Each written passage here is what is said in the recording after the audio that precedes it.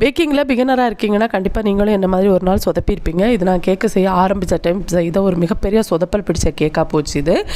1 kgல எக்லஸ் white forest கேக்கு தான். So அதுக்கான fillings எல்லாம் கொடுத்து கேக்கை ரெடி பண்ணிவிட்டு நான் டோரிமான் கேக் வந்து ரெடி பண்ணலாம் அப்படின்னு நினச்சிருந்தேன். ஏன்னா கஸ்டமர் வந்து எந்த டிசைனும் சொல்ல, உங்களுக்கு பிடிச்ச டிசைனை பண்ணிடுங்க அப்படின்னு சொல்லியிருந்தாங்க. ஸோ நம்ம வந்து இந்த மாதிரி யாராவது சொன்னால் தான் நமக்கு ரொம்ப நாளாக நினச்சி வச்சுருக்க ஒரு டிசைனை பண்ண முடியும்னா ஆர்டிஸ்ட் ரேஞ்சுக்கு உட்காந்து பயங்கரமாக ட்ராயிங் எல்லாம் பண்ணிவிட்டு இதில் ஒரு பெரிய தப்பு பண்ணியிருந்தேன். க்ரீமை லைட்டாக லூஸ் பண்ணிவிட்டு நம்ம இதுக்கு மேலே டிசைன் கொடுக்கணும்.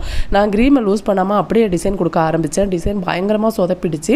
டைமு வேறு இல்லை, ஒரு 3 மணி நேரத்துக்குள்ளே இந்த கேக் எனக்கு டெலிவரி வேறு பண்ணணும்.